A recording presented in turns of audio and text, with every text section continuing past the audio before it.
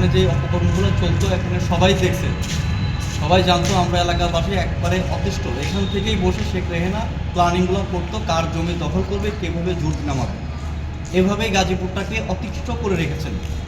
আমরা আসলে মুখ খুলে কথা বলার মতন জায়গা পাচ্ছি না। আপনারা এসেছেন, আপনাদেরকে ধন্যবাদ জানাই যে আপনারা এত সুন্দর করে আমাকে বললেন এবং আমি বললাম যে আমার মনের কথাগুলো। আমরাও দু একটা জিনিস চোখে দেখলাম যে এখানে সন্ধ্যার পরে বড় বড় গাড়ি নিয়ে আসতো, মার্সিডিজ ব্র্যান্ডের। এই গাড়িগুলো নিয়ে এসে এখান থেকে সব কার্যক্রম করতো।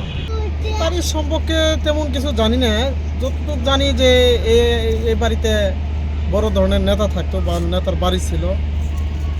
এখন 5ই আগস্টে করার পরে গ্যামজাম বা যাই কিছু করার পরে এখন গেটমেট সব খোলা, এই কারণে আমরা অবসর টাইমে আসি, সবাই আসি, বসা থাকে, এই খেলাধুলা করে পোলাপান সবাই আসে।